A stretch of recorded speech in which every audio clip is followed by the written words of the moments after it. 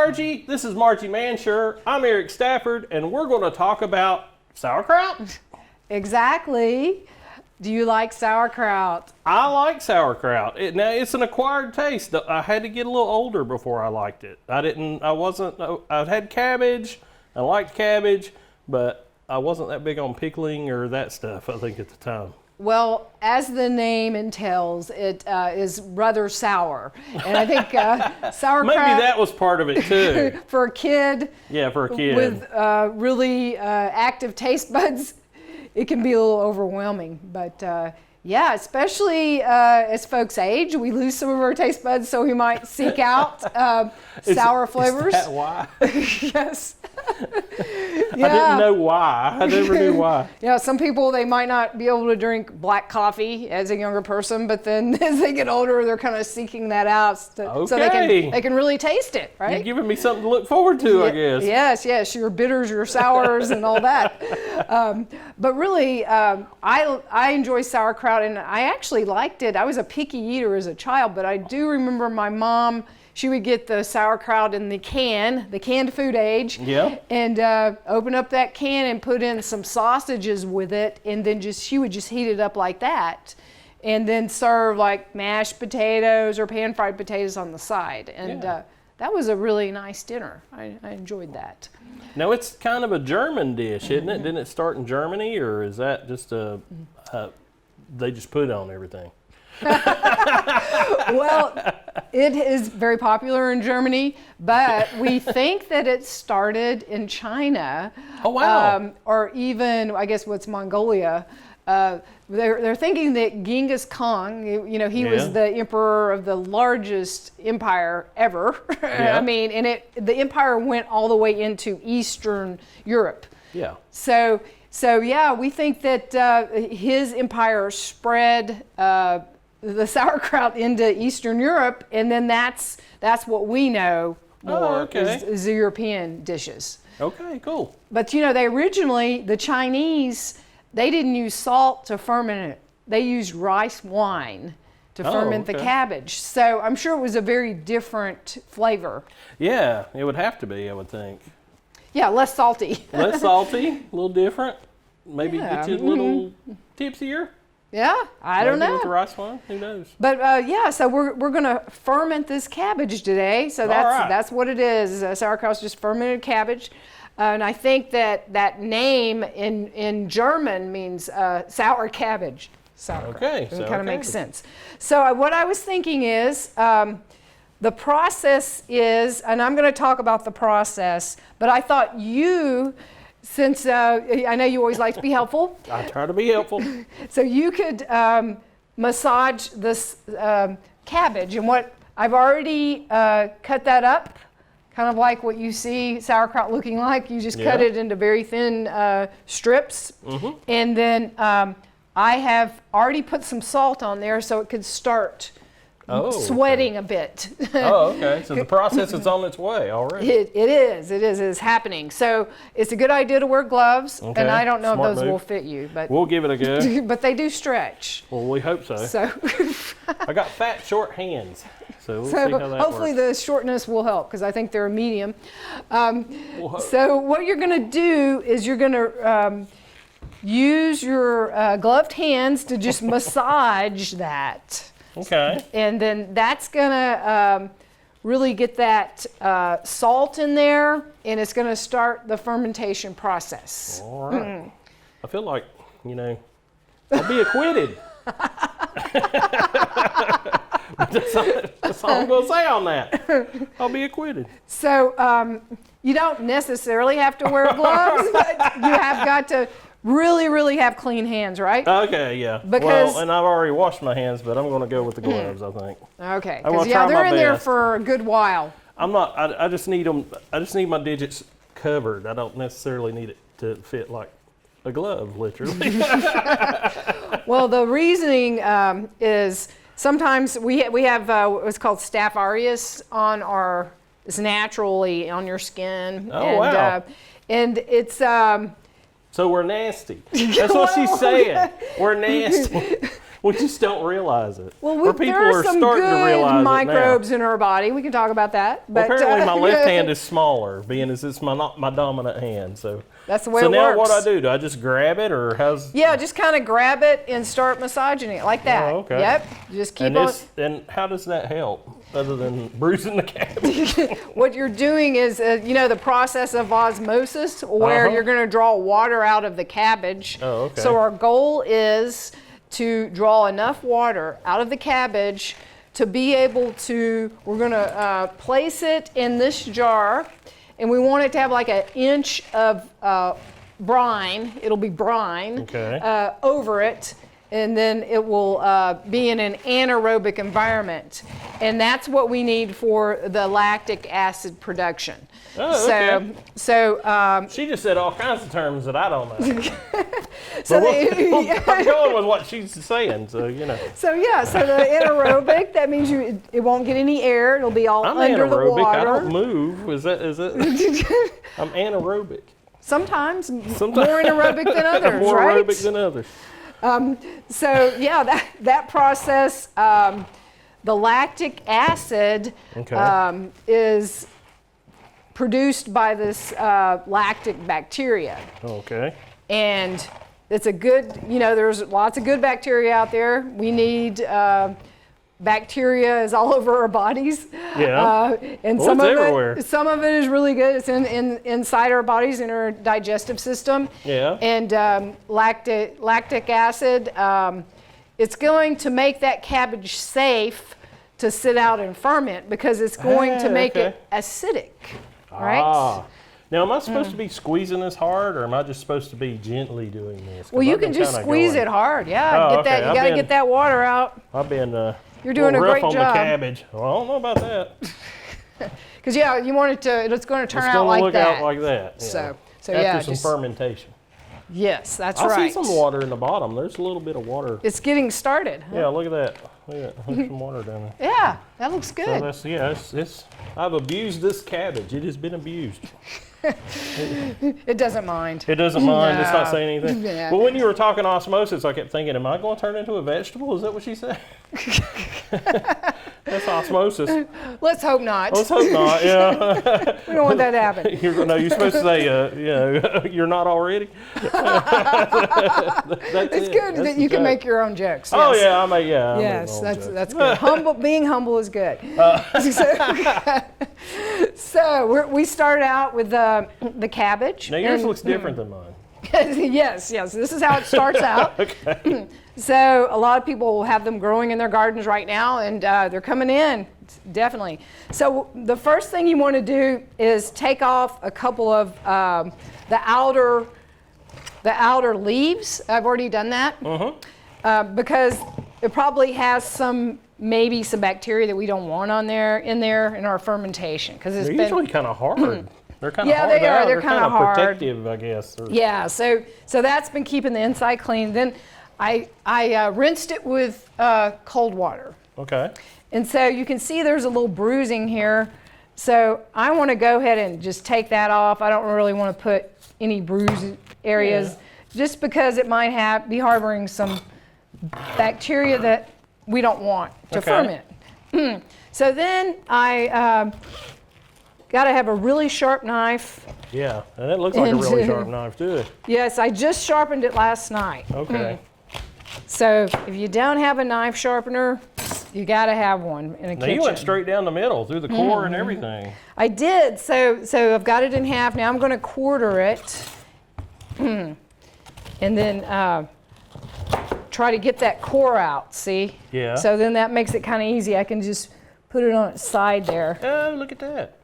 So yeah, I got the core out of that one.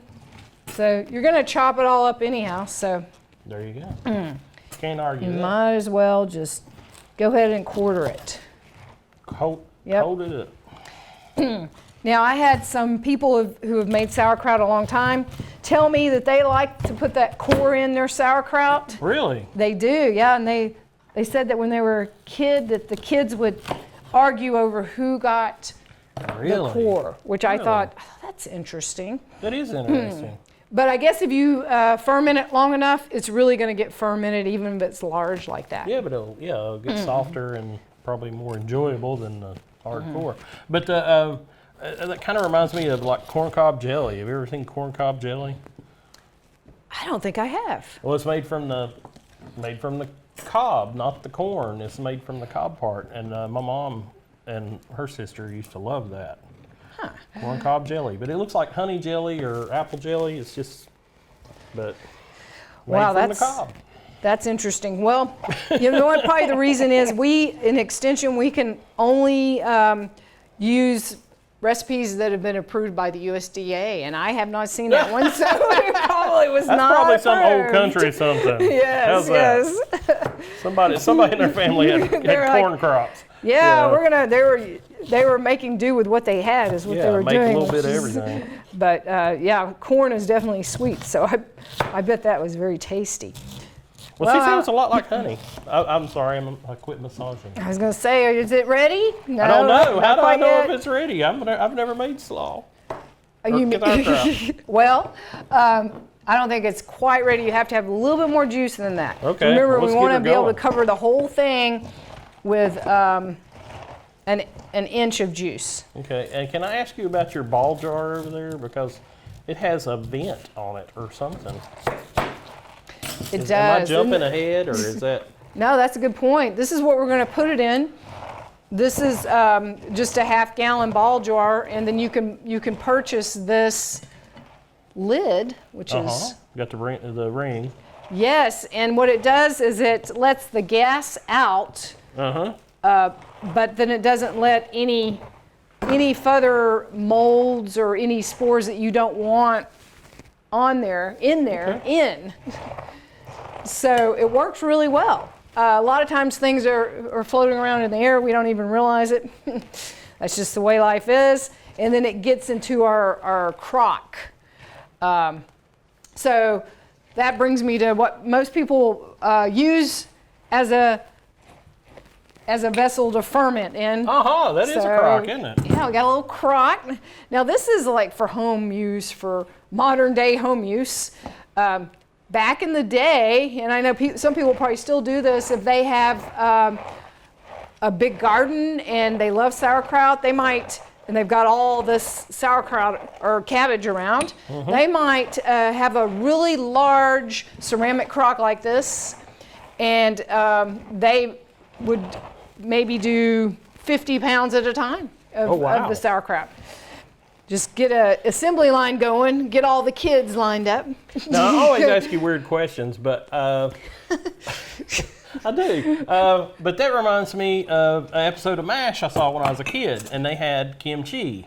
And they thought that they had a minefield, it was a war story, but they thought there was a minefield, but the guy was actually burying kimchi. He was burying sauerkraut. Interesting. And it was in ceramic crocks like that, but they buried it to ferment. Well, maybe it had to do with the temperature. Yeah. It probably, because you want it to be, say, 68 to 72 degreys, and I'm thinking it might have been a little bit warmer there. Probably although so. I've not been to Korea, but I think it would anyway, be it an was a interesting story trip. plot that they thought he was making a minefield, but he was actually just a farmer making cabbage. So. Well, that reminds me that if it wasn't for cabbage, I don't think the Appalachian culture would have survived because, folks brought over cabbage. Who knows where they were coming from? Ireland, maybe. Places where they had cabbage. Yeah. Germany. Kudzu wasn't here yet, was it? Wasn't that from East Asia too? Didn't that come from East Asia? Oh, maybe so. Boy, it does well, doesn't it? It does well, and I hear it tastes like green beans if you want to cook it. Well, we need to figure out something to do with it. I see it on the roadside. That's probably not USDA approved either. Probably not. But, probably not. Yeah. But the people, they would with their cabbage, they would bury it, like dig a hole for the winter because we might not have refrigeration then. Yeah. And they would bury it along with potatoes and do like a row of potatoes and have some hay down there, and then some cabbage and another row of potatoes. And so they would just, all winter long, it's how they survived. Yeah. So just think, I don't know how long your ancestors have lived here, but they might not have, they might not have survived. You might not be here if it wasn't for cabbage. I wouldn't have made it this far. Yeah. So what I like to do is, I've got this scale. So what you have is, you have 2.5 pounds right there. Okay. So for every 5 pounds of cabbage, you want 3 tablespoons of salt. Okay. That's the ratio. So then how are you going to know, right? Unless you have a scale. Yeah. So this scale, we use canning salt because it doesn't make it cloudy, because it doesn't have any iodine or caking agents or anything like that. Yeah, So you want to be able to see it. True. You don't want it all cloudy and nasty looking. Just, yeah, it's not appealing. Yeah. So fortunately, I can put my bowl here, and okay, it's already zeroed out. Sweet. So I'm gonna put my cabbage, and so I can see exactly how much this weighs, and then I'll know how much. You got cheated at the produce store. Yeah. Hey, wait a minute. Know exactly how much to put in there. That girl of the put salt. her finger on the scale.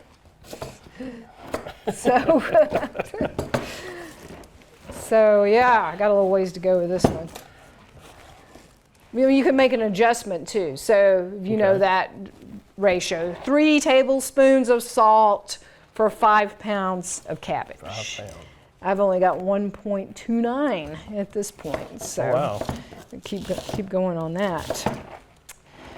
So so I think I said that I let that salt sit a little bit before you started massaging it. Well, yeah, it's really pulling out the liquid it's got there. some liquid there. It's got some moisture. Okay, maybe you just go a little bit longer. Okay. Won't torture you too much more. You're not torturing me. You're torturing good? the cabbage. Yeah, I'm good. Okay. I'll keep working. I ain't proud. Your hands are good. My hands are good. All right. I'm good. Now, some people like to use a mandolin to do this. The key is, mandolin. yeah, one of those things that you like that with the cabbage, and it makes it really. I was thinking like a dulcimer or something when you said that. You're using a mandolin. Singing with the mandolin and the cabbage. That's Appalachian for me. That's the mountain country here. Indeed. Now, this cabbage will take, after we start the fermentation, people used to just leave it in their basements. Yeah. For a long, like all winter. Like all winter long. It's crazy how long. If it's in that cool temperature, it's still going to ferment, but it's not going to ferment as fast as it does like 68 to 72 degrees, right? Okay. It's going to really slow it down. But it's going to continue to develop flavor. The longer you leave it in the refrigerator or like in a root cellar, it'll continue to develop flavor. Now, is there too long? Is there like a year is too long, or? It's probably not going to be too good in a year. Okay. Yeah. Just asking. Yeah, but you can always taste it, see what you think. So this cabbage, this sauerkraut, I started that 2 weeks ago. Oh, wow. And because we were not kind very of talking long. about it, off camera. We were kind of talking about it. She said, "I might make slaw." I said, "Okay." So she's been working on this for a while. So. Yes. 2 weeks ago. Yeah, you have to think ahead. Yeah, you got to think ahead when you canning and stuff.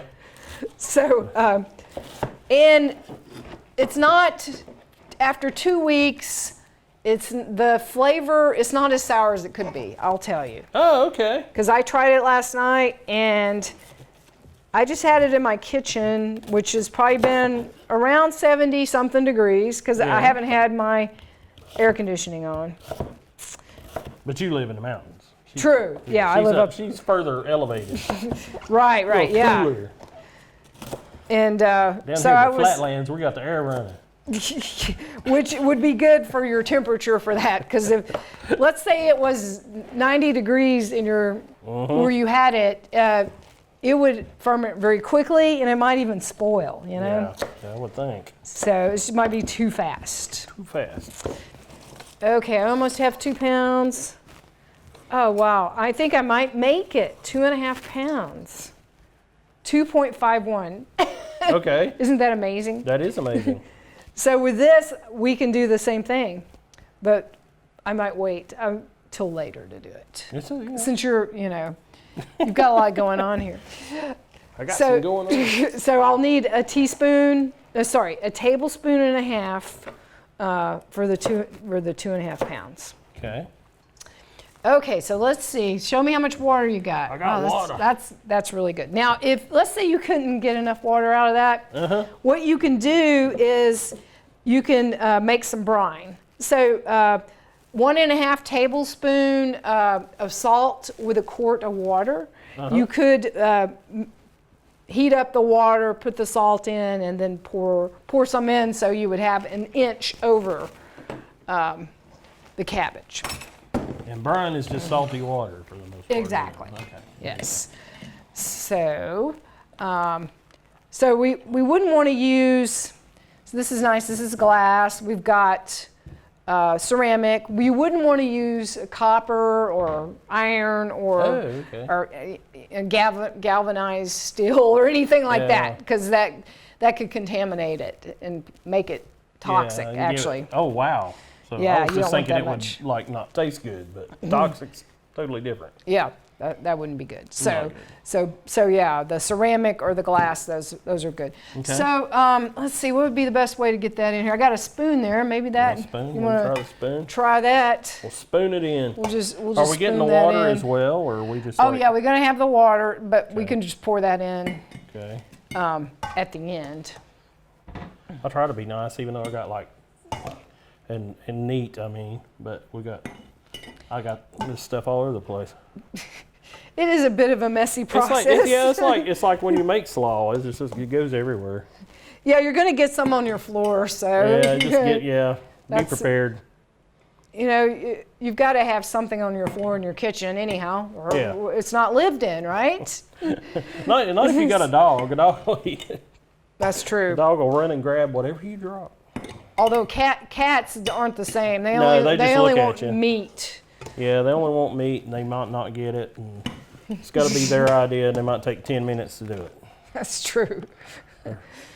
So the lactic acid, like I said, that's going to ferment that. So it's the same process as yogurt, really. Oh, really? And we always think of, you want to eat yogurt for your probiotics. So like if you have to get on an antibiotic, a lot of times the doctor will tell you to eat some yogurt to Try to help that along. get because the antibiotics kind of kill the good bacteria. Oh. Look at that. I know, right? That's looking good. And like we were talking about, I'm like trying to get every bit of it in there. Oh yeah, I was talking about the benefits for your gut health. So Yeah.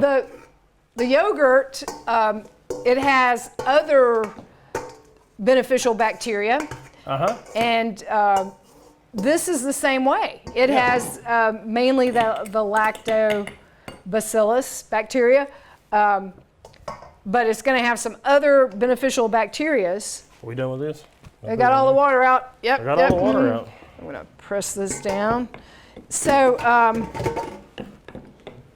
if you eat it raw, you're going to get it's really good that way. Now, what is all that? What's that thing you got there? Looks like a bat, huh? Well, it looks like a bat, but it's huge. Kid's It's a bat. huge kitchen tool. Yes.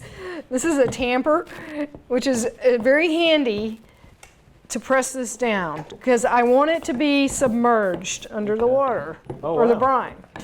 So look at that. There you go. That gets it down there, doesn't it? It does. Definitely. So that looks great. Make sure all that cabbage is down there. I should get you to do that but I do got have. the gloves on. I know you've got the gloves. I got the gloves on. I do have clean hands. So I just little Michael just watch the. Okay, now I had a weight.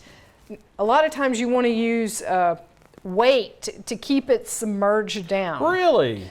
And that's, this one comes with the crock. Let's see, I had another one that goes with that. Because that's how it's got to be under the water. Be under the water. Oh, here's the little weight. Okay. So this is just a glass one. I'll put it right there. Who knew they made such things? I know, there's a whole subculture. This is a whole, yeah.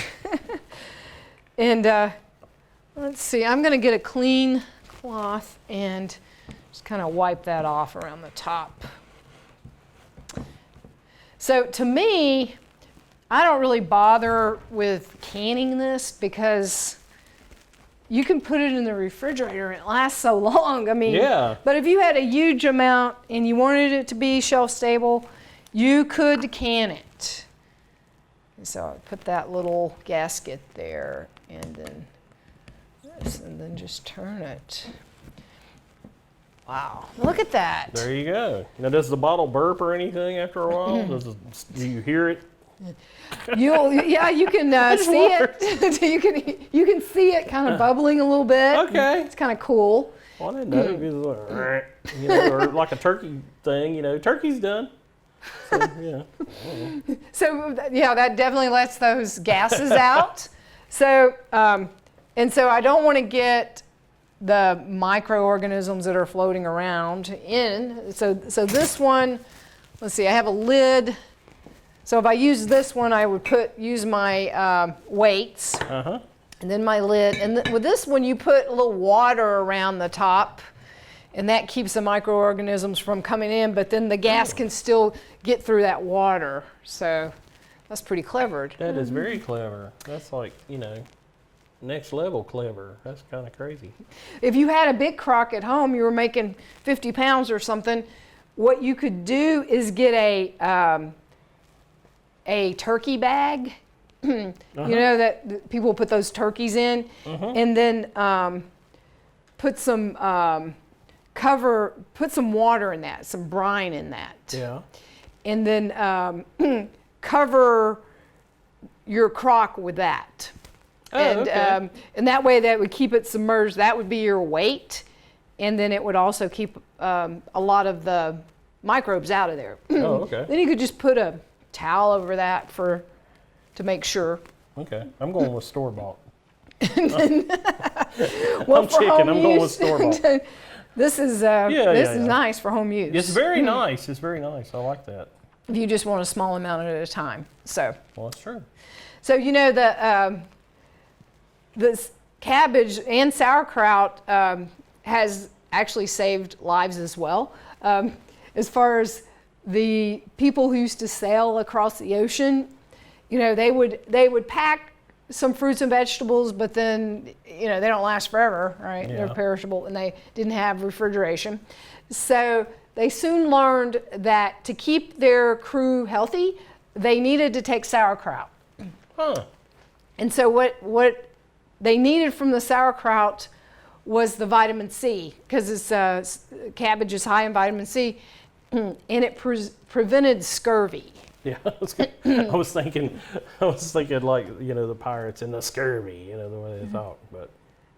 Yeah. So, if you get the scurvy, you're going to lose your teeth. Your teeth are going to fall out. Yes, and you're going to not be able to heal if you get a wound and or a bruise or anything, and you're going to get pretty sick. So the sauerkraut it lasted the whole voyage. So they would take a big old crock of sauerkraut or two to feed them. You go.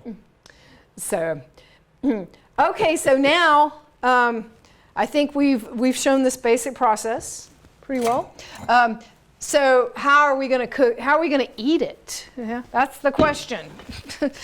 So how do you like to eat it? What would you eat it with? Well, I tend to go hot dogs.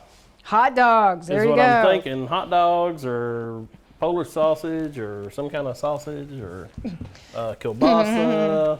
Yeah, that's the German influence, I'm thinking. Yeah. Yep. All right, so what I did was I got some bratwurst. Yes. Oh, there you go. Definitely German.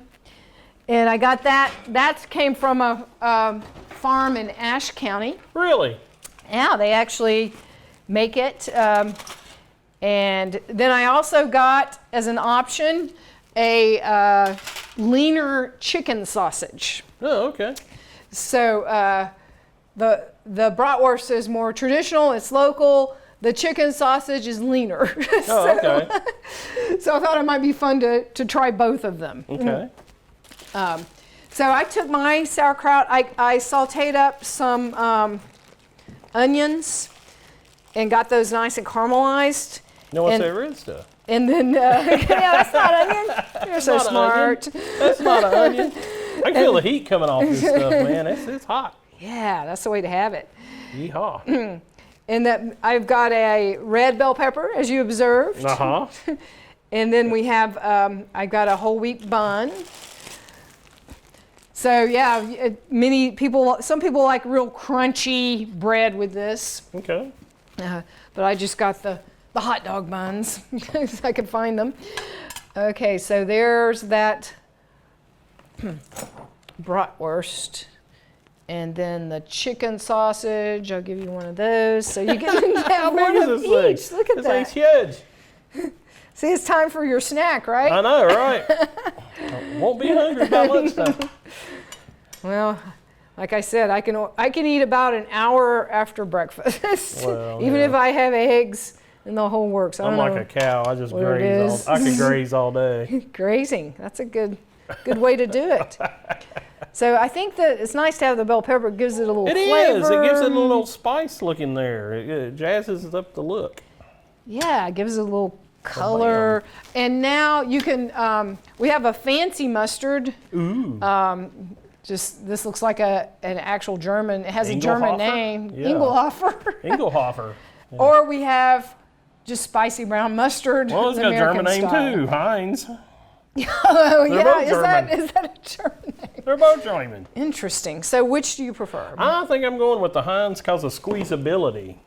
Oh, yes. So, and yeah, it's just got the squeezability. Look at that. wow. Well, Doesn't bam. That See, looks look at that. great, huh? Jazz it up. Little squeeze. Yeah, there you go. Oh, Okay, there you so go. so that side's the bratwurst, that side's the chicken sausage. So And you can try happiness is in both the sides. Yeah, Yes. happiness is in the middle. God, it smells so good. Yeah, so let's see what Oh, you think now, of that. Now, this is going to sound really mean, but like I saw these whole wheat buns, and I thought, man, that looks hard. As soon as I touch it, it's so soft.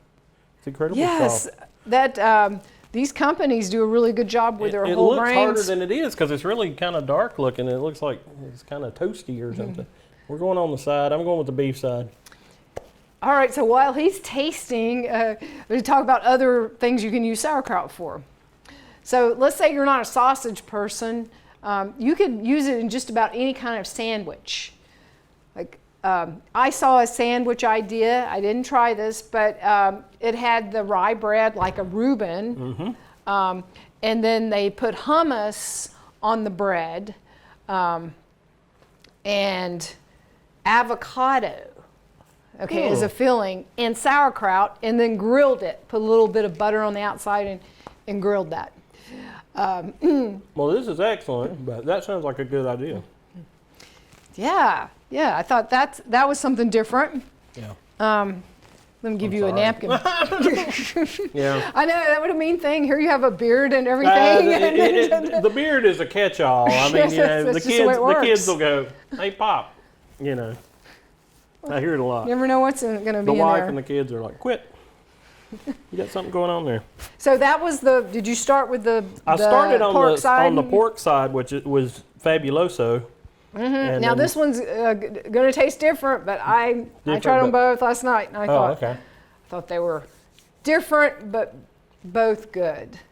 But you know, a traditional Reuben, typically you'll have rye bread or pumpernickel. You'll have a Russian dressing or a Thousand Island dressing, some Swiss cheese, pastrami or corned beef, Yeah. and then you have the sauerkraut. Yeah. Now, I will say that the pork is a little spicier, which I did like. But they're both great, and it does seem a lot lighter when you try that other side. So I understand that. That's kind of cool. Yeah. But it's excellent. It's an excellent sandwich, and I guess because I'm getting old, I'm starting to like stuff like sauerkraut. Because that's what she was talking about. Your taste buds change as you get older, and some die off. But it's excellent. It's excellent. I love it. Well, it's not as strong as some sauerkrauts, like I said, because it's only sat for 2 weeks. So if I wanted it to be stronger, I could ferment it for like another week, taste it. I mean, you can always taste it. So that's what I did. After a week, I tasted it. I thought, well, this just tastes like salty cabbage. And then after 2 weeks, I tasted it, and it was a little bit more sour, but not quite where I wanted it. So I would think 3 weeks would be really good. But yeah, the folks who leave in the refrigerator, it's going to get stronger as just like a pickle, right? So this doesn't sit out. It sits in a refrigerator. Oh, actually, to ferment, we want to sit it out. Sit it out for how long? For, I'm going to say 3 weeks. Taste it after 2 weeks, see what you think. Taste it after 3 weeks. If there's anything, with this one, it's going to be hard for any growth to get in there. Yeah. But if you do see anything like a little mold popping up, just go ahead and scoop that off before it grows. Oh, you can do this like cheese or something. Yeah, just scoop it off and then get rid of that. Wow. That's good to know. Yeah, sometimes that just happens because the mold floats around in the air. And yeah, it's everywhere. To me, this is just so interesting because it's been going on for so long, and I don't know how people discovered it, but yeah, but you know why? I mean, it tastes good. It sure does. It tastes great, so it's like, hey, we'll keep doing that. It's just such a great way to preserve food. Yeah, it is, and it's very smart, and you do wonder who figured that out, but it's really cool that people do that. Now, is there anywhere that people can go to find out more information about pickling, canning? I'm glad you asked that. The National Center for Home Food Preservation, that's the website that the USDA, I think they have funded for the testing of recipes. So anything on that website has been thoroughly tested, and it will not make you sick. So unlike some things on the internet you might come across, just somebody's idea, we don't really know if those recipes are getting to the correct acidity. We don't know if the process time is correct for their acidity or what's in them, but these recipes have been tested. That's the National Center for Home Food Preservation. Okay. And I appreciate that information. So somebody out there, if they want to find out more about this and doing this, that's just the easy way to do it. Find those recipes. Is. Well, Margie, I appreciate everything. I mean, I did get to help a little bit. A little bit. I helped a little bit. You did great. But this is great. This is great. Yes, I'm looking forward to my snack. Oh, okay. Okay. Well, thanks so much, and we'll see you next time. Thanks.